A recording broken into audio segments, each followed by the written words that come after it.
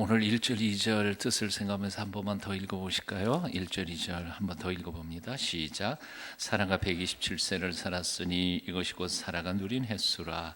사라가 가나안 땅 헤브론 곧 기럇 아르바에서 죽음에 아브라함이 들어가서 사라를 위하여 슬퍼하며 애통하다가 슬퍼한다는 것도 슬픈 거고 애통하는 것도 슬픈 거죠. 사실은 이 두 개의 단어가 합해서 슬픔이 아주 넘치는 것을 강조하고 있습니다. 너무너무 슬퍼서 통곡하는데 가슴이 찢어질 만큼 통곡했다는 말이죠. 꼼꼼히 생각해 보면 그때 당시에는 굉장히 일찍 결혼을 하잖아요. 근데 지금 127세에 사라가 세상을 떠났으니까 몇 살에 시집 갔을까요?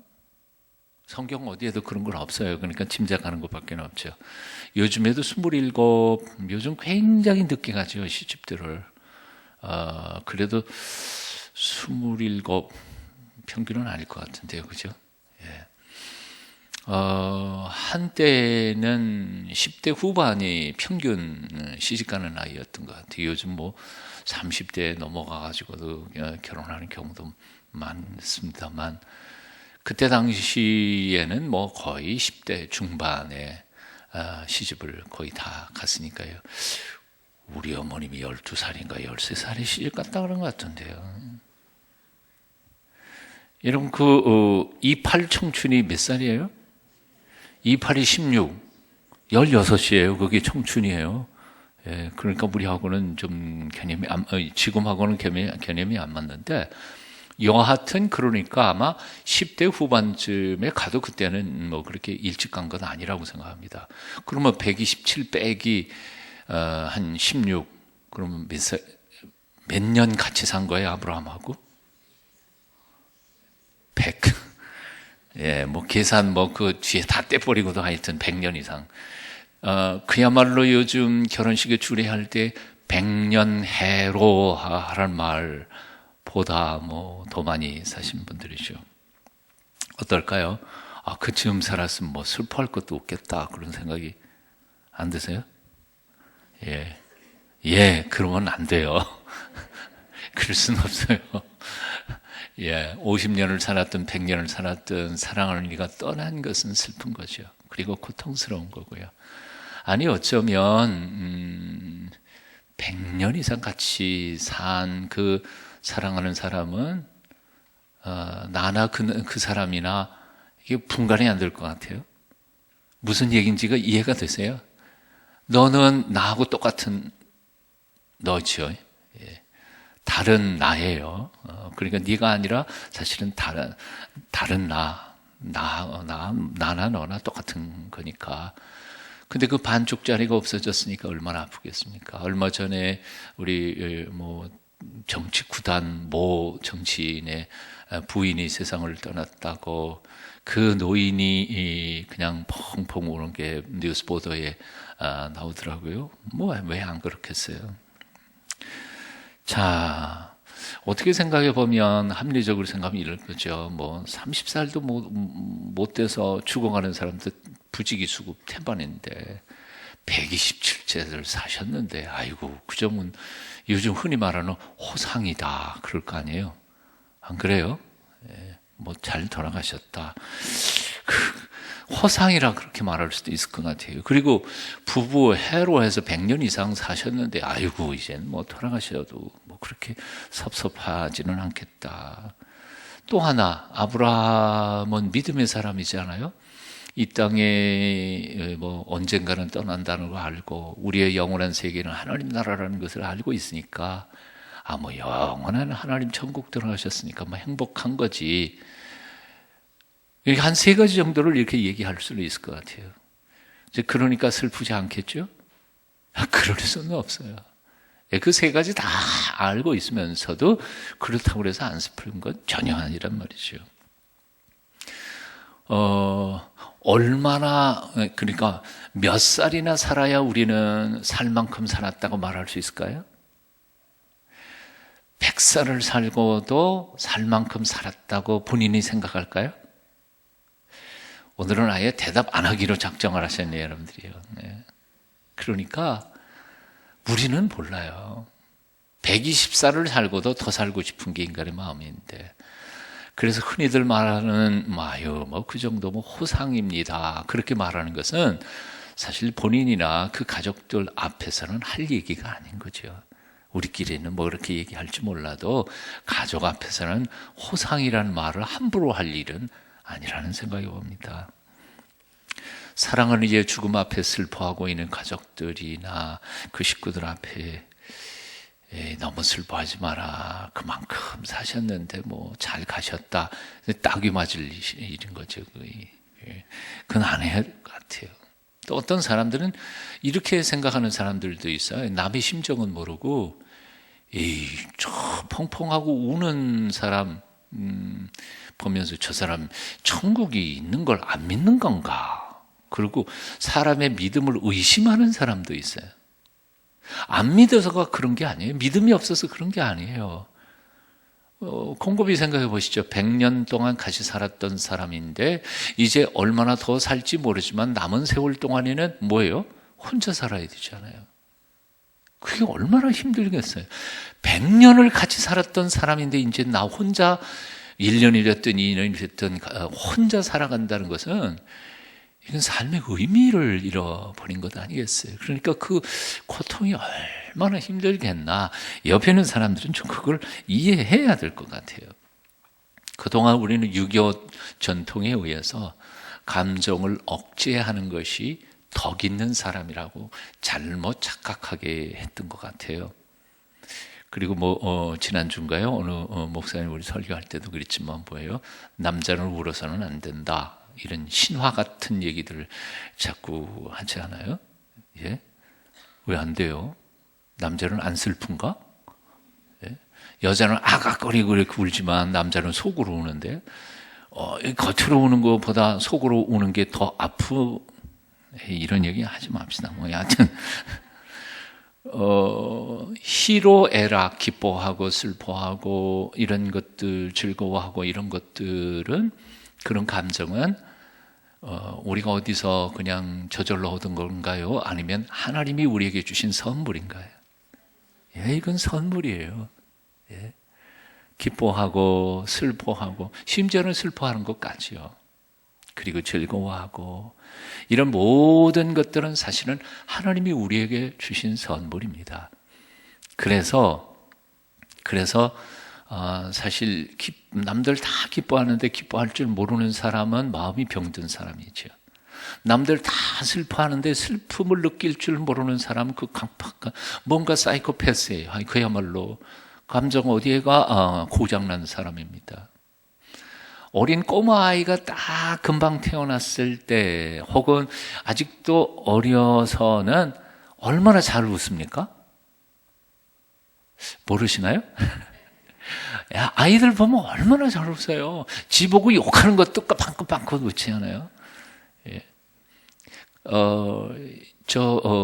우리 이 소녀, 10대 소녀가 그냥 낙엽 굴러가는 것만 보고도 가르르 웃었다 그랬지 않아요? 우리 여전대회 회원들도 10대 때는 그랬다고요? 그러셨죠? 안 그랬나요? 딱 그랬다고요. 그게 뭐냐면 건강한 감정이에요.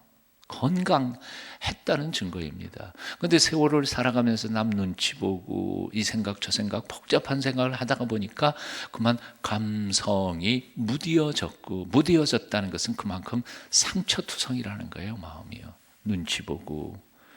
이제 그렇기 때문에 이 감정 표출이 잘 안 되는 사람들은 심리학적으로 혹은 상담학적으로 병들 가능성이 무진장 많은 사람들입니다. 암에 걸리는 대부분의 많은 사람들이 자신의 속에 있는 스트레스와 아픔들을 이렇게 표현할 때 표현하지 못하고 꾹꾹 눌러서 생기는 질병이라고 그렇잖아요. 하나님께서는 우리에게 뭘 요구하실까요? 저기 유교처럼 점잖게 있어. 하나님이 그런 길을 원하실까요?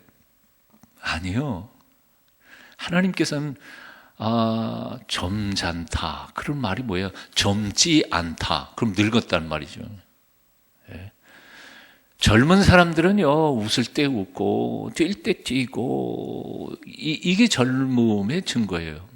그런데, 우리가 젊지 않다. 그래서 늙었다. 그럼 뭐 70, 80 됐다면, 오케이. 좋아요. 그거 늙었다고 생각할지 모르지만, 하나님의 연세에 비해서 100살은 늙은 거예요? 젊은 거예요? 예? 젊은 게 아니라 애죠. 예. 만년 영원이라고 하는 시간 속에 계신 하나님 앞에서 우리가 다 애죠. 뭐 애기죠.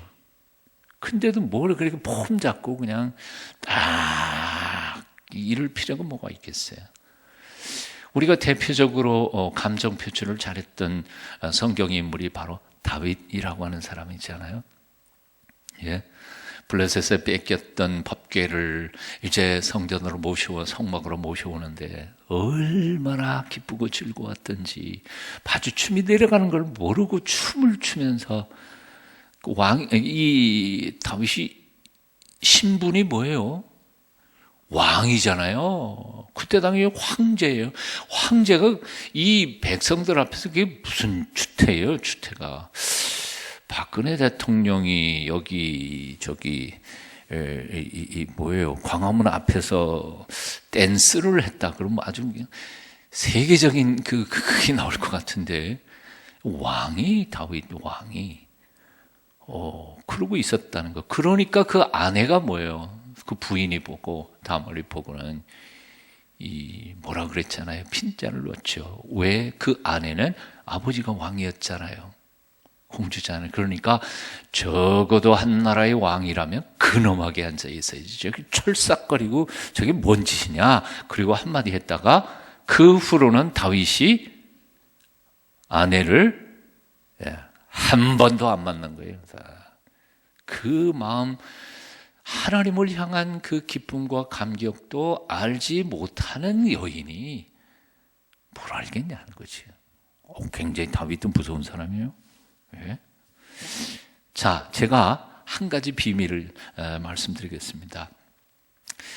너무 기뻐가지고 웃는 것은 죄가 아닙니다. 아셨어요?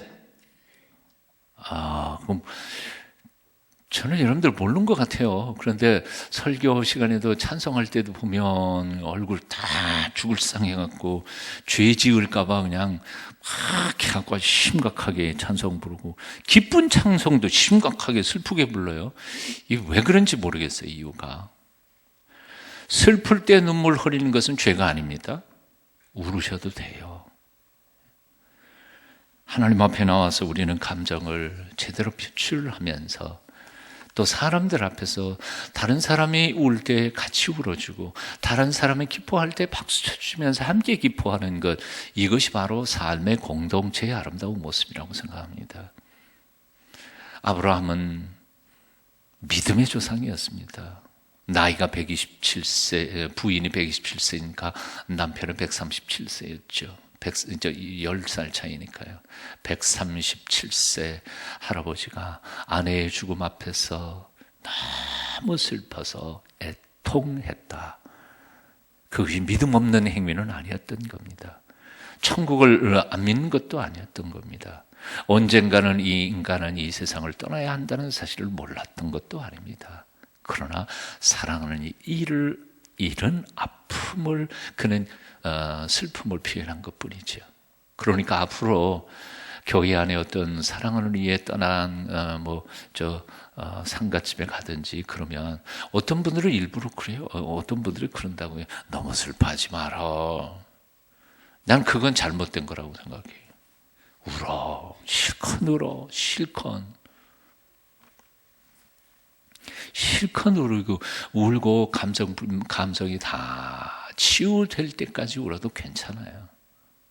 저는 우리 어머님이 돌아가신 다음에 교인들 앞이었으니까요. 장례식 때 그렇게 울음을 잘 못했어요. 근데 한 3년쯤 뒤에 저 수녀원에 들어가지고 5일 동안 침묵 훈련을 받는 중에 침묵 훈련 받는 중에 그때는 아무것도 안 했죠. 5일 동안에 말 한마디도 안 합니다. 성경만 읽고 하루에 적어도 한 15시간 정도 침묵 기도하면서 한 4, 5일 돌아가는 동안에 저 내면 깊은 곳에 숨어 있던 그 어머니에 대한 마음껏 울지 못했던 그 아픔이 응어리져 튀어나오는데 그때 얼마나 대성통곡하면서 울었는지 몰라요.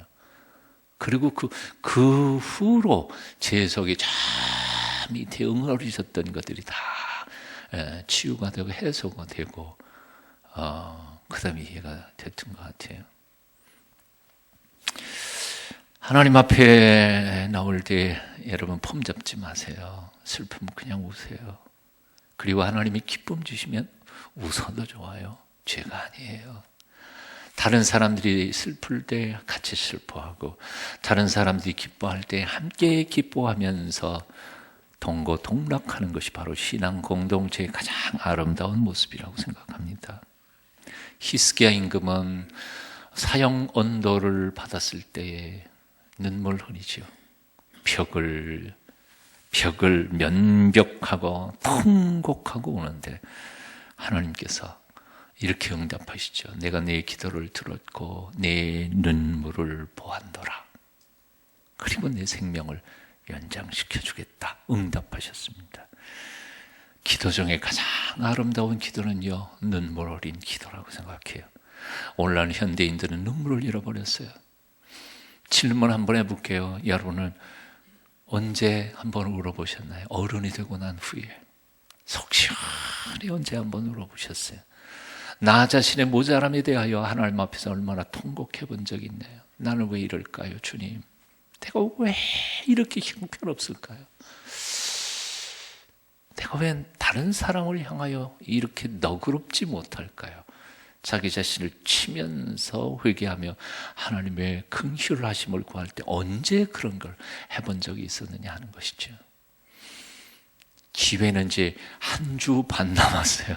다음 주에 고난주간이 있고요. 이제 한 3일 더 남았는데 십장 앞에 나아가면서 정말 자기 자신의 부족한 모자람, 다른 사람들을 향한 눈물, 기도가 더 깊어지고 그래서 하나님께서 내가 내 기도를 들었고 내 눈물을 보았노라. 그리고 응답해 주시는 기적을 이번 기회에 경험하실 수 있기를 축원합니다.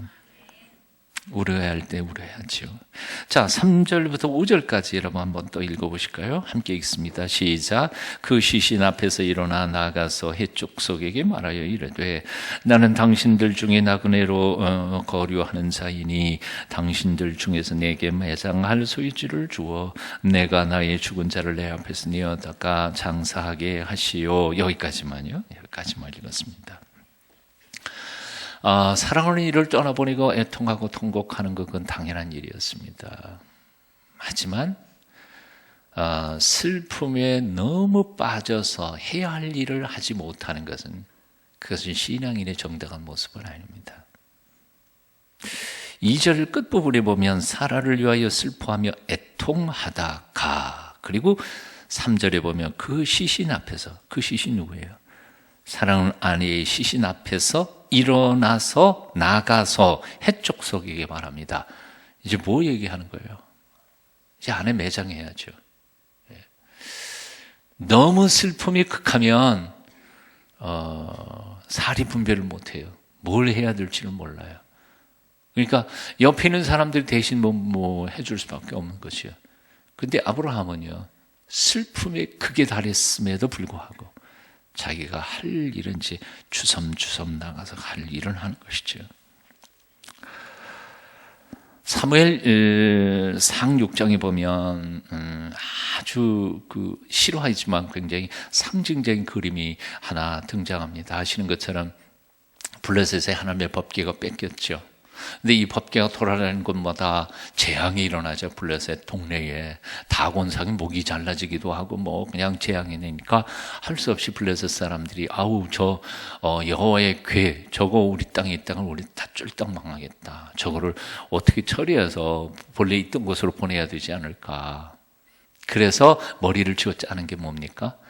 예? 수레를 만들어 놓고 암소 둘을 앞에 묶어놓고 뒤에 법궤를 해놓고 거기다가 선물 금덩어리들 좀 싸가지고 이제 가게 만든 거죠. 누가 안내하는 게 있는 게 아니라 소가 그냥 가는 거죠. 그러면서 저게 똑바로 정말 베스메스로 가면 이 우리가 그동안 받았던 저주들은 정말 여호와 하나님께로부터 받은 거고, 저놈이 비틀비틀하다가 딴 데로 새버리면 그건 다 운이었다. 그리고 테스트를 하려고 하는 거죠. 일부러 이 암소 둘을 전나는 암소라고 그랬어요. 그리고 송아지들이 있어요, 집에. 그리고 송아지들은 다 집에다 떼놓고 전나는 암소 2마리를 그 수레를 묶어놨습니다. 인간이나 짐승이나 똑같잖아요. 예. 이 사내들은 정이 없는가 봐. 저는 손자 생각하는 거는 한두 번 보면 그냥 즐겁지. 걔 가지고 걔 데리고 하루 종일 놀라. 아우, 그러면 정신 나갈 것 같아. 근데 우리 집사람은 딸내미가 빌빌 한다 그러니까 그냥 새벽같이 갔다가 하루 종일 하다가 저녁에 들어와서는 꽁 하고 난 알아보지도 못하고 그냥 그 다음날 아침까지 시체처럼 누워 있다가 못 일어날 것 같다. 근데 그 다음에도 딸내미 전화 받으면 그냥 또 가요. 그 엄마라는 게, 그래서 아마 이 여자들이 생명을 키우고 생명을 낳고 생명을 보호하는 게 아마 이 모성이 바로 거기 있는 것 같아요. 그래서 모성은 참 위대한 거라고 생각해요. 근데 이게 사람만이 아니고 짐승도 마찬가지죠. 암소가 저기 자기 집에서 새끼들이 우메우메하고 울는데 이 암소가 그 자식들을 떼놓고 가야 하는 게 얼마나 비극적입니까? 근데 그 성경에는요, 정말 감동이에요. 제가 그냥 읽어볼게요. 12절에 암소가 벳세메스 길로 바로 행하여 대로로 가며, 골목길도 한가요? 큰 길 똑바로 갑니다. 갈 때에 울고 좌우로 치우치지 아니하였고, 좌우로 치우치지 않고, 암소가 새끼들 소리를 들어가면서 젖 먹이지 못하고 돌아가지 못하는 것을 알면서도 울면서 딱 바로 베스메스까지 갔다는 거예요. 이 미물인 암소조차도 하나님의 법궤를 짊어지고는 새끼들에게 돌아가지 못한 채 울면서 그 길을 끝까지 갑니다. 가가지고 어떻게 해요? 베스메스 사람들이 그 수레는 뽀개가지고 화덕 삼고 손은 잡아가지고 번제물 삼아갖고 하나님 앞에 드리잖아요. 와, 가슴이 찡하지 않아요? 와, 참 그 길을 간 거예요. 저는 그 본문을 묵상할 때마다 우리 일제시대 때에 순교를 당하셨던 우리의 선배들의 그 십자가의 길에 대한 찬양이 생각이 나요. 연세 많으신, 연세 좀 있으신 분들은 이런 찬송 다 한 번씩은 불러보셨을 것 같아요. 예, 젊은 사람들은 모를 거예요. 영문 밖의 길 아시죠? 서쪽 하늘 붉은 노을 영문 밖에 비치누라. 연약하온 두 어깨에 십자가를 생각하니 머리엔 가시관 몸에는 붉은 옷 힘없이 걸어가신 영문 밖에 길이라네. 한 발자국 두 발자국. 이거 다 불렀으면 좋겠는데 15절까지 있거든요. 다 부를 수는 없어.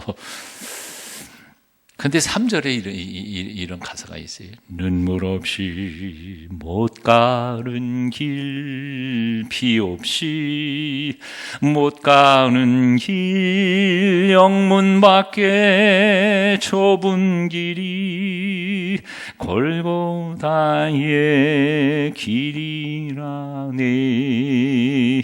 영생 복락 얻으려면 이 길만을 걸어야 해. 배고파도 올라가고 죽더라도 올라가세. 사순절 기간 동안에 불러 얼마나 찬양이죠. 15절까지요. 나중에 찾아서 여러분도 한번 불러보십시오. 아침이나 묵상하시면서. 눈물 없이 못 가는 길, 피 없이 못 가는 길, 배고파도 가고 죽더라도 가고, 그게 바로 십자가의 길이라는 거지. 아브라함 사랑하는 아내를 떠나보냈어도 남은 사람은 할 일을 해야죠. 그것이 바로 우리의 사명의 길인 줄로 압니다. 여러분, 가끔 주님의 뒤를 쫓아가는 게 어려울 때도 있죠. 항상 예수 믿는 게 즐거움만 있는 것은 아니죠. 봉사하고 섬기는 게 그만하고 싶다, 그러고 싶을 때도 있죠. 예. 근데 그 순간에도 우리는 뭐예요? 사명이니까요. 그 길은 눈물 흘려가면서도 끝까지 주님 따라 나아갈 때 하나님의 은혜가 우리에게 넘칠 줄로 믿습니다. 포기하지 마십시다. 끝까지 가십시다. 자, 세 번째로 오늘 본문 묵상할 것이 바로 아까 읽었던 4절입니다. 나는 당신들 중에 나그네요 거리와는 사이니. 지금 아브라함에게는 땅이 하나도 없어요. 예, 사랑하는 아내가 떠났지만 아내를 매장할 땅이 한 평도 없는 거예요. 실제로 사도행전 15장, 사도행전 창세기 15장 벌써 거기에서 하나님이 약속하셨잖아요. 동서남북 봐라, 이 땅 다 네 거다. 그런데 땅 한 평도, 아내가 죽는 순간에도 땅 한 평 받지 못한 게 아브라함의 실정이죠. 여러분들은 어떻게 생각하세요? 하나님이 은혜 주시고 복 주시고 은총 베푸신다고 말씀하시면서도 한평생 살아오는데 남은 게 하나도 없어. 예, 하나님이 부도수 펴날리신 거 아닌가? 하나님 앞에 섭섭하게 들리실 때도 있고요. 근데 하나님의 약속이라고 하는 것은 하나님이 부도수 펴날리시겠어요? 아니요. 때죠, 때. 아직 때가 아니니까. 아브라함에게 주신 약속은 언제 이루어졌습니까? 아브라함 죽고도 430년 지난 다음에 그 자손들이 애굽을 떠나가지고 가나안에 들어왔을 때 비로소 성취되는 거죠. 그러니까 우리는 이렇게 생각해야 돼요. 내가 살아있는 동안에 이루어지지 않았다 그래서 하나님이 날 버린 건 아니라는 거죠. 하나님은 한 번 약속하신 것은 반드시 지키시는 하나님이신 줄로 믿습니다. 약해지지 않았으면 좋겠어요. 자, 아브라함은 그것을 알았습니다. 그리고 뭐라고 고백합니까? 나는 당신들 이 땅에서 사는 거류자야. 나그네예요. 아브라함은 단 한 번도 자기가 나그네라는 사실을 잊어본 적이 없어요. 이 땅에서 영원토록 뿌리박고 사는 존재라고 생각해 본 적이 없어요. 예. 하지만 막상 사랑하는 아내가 떠나고 나니까 진짜 나는 여기서 뿌리 내리고 살 사람은 아니구나 하는 것을 절실하게 한 번 더 깨닫게 되는 거죠. 이동원 목사님이 명설교 가이신데 그분의 책 중에 이런 고백을 적어놓은 것을 제가 읽어봤습니다. 저는 한국의 고위 관리를 지내셨다가 불의의 사고로 간 집을 신방한 적이 있었습니다. 부인 되시는 여집사님의 말이 오랜 동안 제 머릿속에 남았습니다. 목사님, 제 남편이 떠나고 나니까 천국이 더 가까워졌어요. 남편이 있는 천국이 아주 더 가까워졌어요. 여러분 어떻게 느끼세요? 사랑하던 사람이 떠나고 난 후에 이게 천국이 그냥 꿈속에 있었던 천국이지만 이제는 진짜 가까워지는 거죠. 그래, 나도 따라가야지. 무디 목사님의 글 중에도 이런 얘기가 나와요. 나는 어렸을 때에는 천국이 저 멀리, 아주 멀리 있는 것처럼 느꼈습니다. 하지만 내 곁에 있던 사랑하는 사람들이 하나 둘씩 다 떠나가고 이제는 내가 아는 사람들이 여기 이 땅에 사는 사람들보다는 천국에 가 있는 사람들이 더 많아지고 나니 이제는 그저 어서 가야지 그런 생각만 들고 너무 천국이 가깝게 느껴집니다. 어떻게 생각하세요? 예. 아직까지는 내가 아는 사람들이 이 땅이 더 많습니까? 아니면 아직은 이 땅이 더 많습니까? 네, 아직은. 그럼요. 저 젊은 사람이야. 아직은 더 많겠지. 근데 저도 가만히 생각해 보면 제 친구들이나 아는 사람들 꽤 많이 갔어요. 벌써 꽤 많이 갔어요. 가만히 생각해 보면 이렇게 한 해, 두 해, 한 10년쯤 살다가 보면 제가 아마 교회 은퇴할 때쯤 되면 아마도 역전될 거라는 생각을 해봅니다. 이 땅에서 내가 아는 사람보다는 하나님 나라 간 사람들이 훨씬 더 많을 거다. 그럼 내 차례도 가야지요. 그럼 천국이 점점 더 가까워지는 것이죠. 아멘입니까? 네. 사도 베드로는 베드로전서 1장 17절에서 이렇게 고백합니다. 외모로 보시지 않고 각 사람의 행위대로 판단하시는 자를 너희가 아버지라 부른즉 너희의 나그네로 있을 때를 두려움으로 지내라. 오늘 본문 말씀 한 가지만 더 묵상하도록 하겠습니다. 6절 같이 한번 뜻을 생각해 읽어봅니다. 시작. 내 주여 들으소서. 당신은 우리 가운데 있는 하나님의 세우신 지도자이시니 우리 묘실 중에서 좋은 것을 택하여 당신의 죽은 자를 장사하소서. 우리 중에서 자기 묘실에 당신의 죽은 자 장사함을 금할 자가 없으리이다. 자, 해적석이 뭐라 그러냐면 이제 땅 사가지고 묘지 해가지고 아내를 매장을 하려고 했더니 해적석의 사람들이 있고 지도자들이 몇이겠죠. 아무데나 당신이 좋은 자리라고 생각하는 것 아무데나 사용하셔도 됐다. 돈은 안 받겠다. 왜냐하면 그 이유가 뭐예요? 하나님이 우리에게 보내주신 지도자이시기 때문에, 그리고 당신 때문에 우리가 사실은 많은 복받고 살기 때문에 우리 중에 어느 한 사람도 당신이 좋은 땅 골라가지고 아내를 묻었다는 것에 대해서 반대할 사람은 아무도 없습니다. 와, 감동을 안 받으시네요. 이 엉뚱한 데 가가지고 얹혀서 나그네로 사는 사람이 그 원 동네 사람들에게 이만큼 칭찬을 받는 사람이라는 거, 이게 보통 사람이 아니거든요. 얼마나 놀라운 거예요.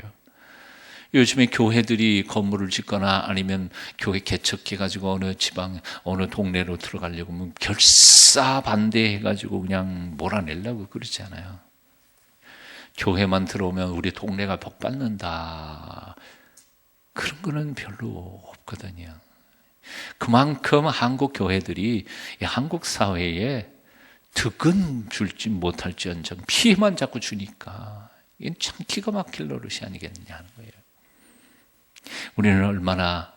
나는 얼마나 신자로서 내가 일하는 직장에서 넌 크리스찬들에게 내가 있음으로 해서 그들이 이익받고 살아가는가, 그들이 고맙게 생각하는가, 곰곰이 생각해야 할 거라고 생각합니다.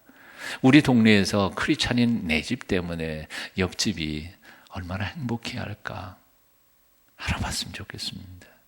칭찬 듣는 사람들이 되어야 할 거라고 생각합니다. 오늘 글에 보니까 케냐 나이로비의 영국 기독교 크리스찬 귀족이 한 사람 살고 있었는데요. 그 나이로비의 한 원주민 소년 학생 하나 데려다가 우리 김장관 목사님이 하우스보이 했다 그랬잖아요.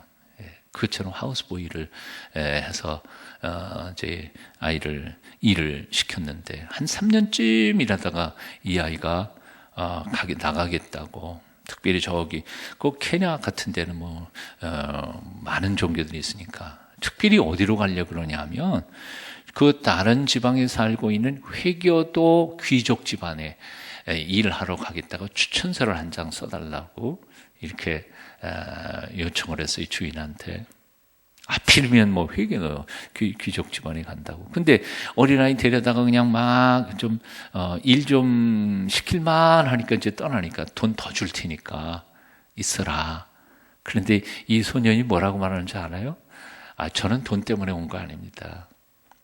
저는 기독교를 믿을까 회교를 믿을까 그래서 이 기독교 귀족 집안에서 한 3년, 저기 회교 귀족 집안에서 한 3년 하고 그들의 삶을 보고 내가 선택하려고 그랬거든요. 저 가겠습니다. 그러니까 그 영국 기독교 귀족이 뭐예요?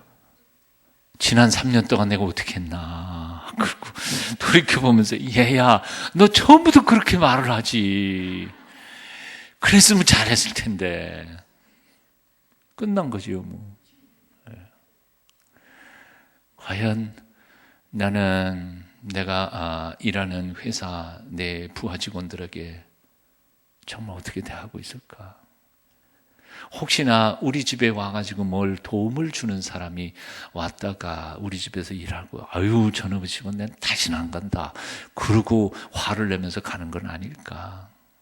정말 우리는 세상 사람들에게 어떤 모습으로 보여지고 있는 것일까? 오늘 곰곰이 생각해 보십시다. 그리고 회개하며 참으로 그리스도인으로 부끄럽지 않게 헌신하고 결단하는 오늘 이 저녁 되시기를 축원합니다. 하나님이 은총 베풀어 주실 줄은 믿습니다. 기도하겠습니다. 오늘도 삶과 죽음의 주인이신 하나님 앞에서 우리들의 삶을 정직하게 돌아봅니다. 지금도 세상에는 슬픔 당하고 고통 당하는 수많은 사람들이 있고, 우리 곁에도 수도 없이 많습니다. 그들이 슬퍼할 때 같이 울고 그들이 기뻐할 때 같이 기뻐할 수 있는 사랑의 마음을 우리에게 주시기를 소원합니다.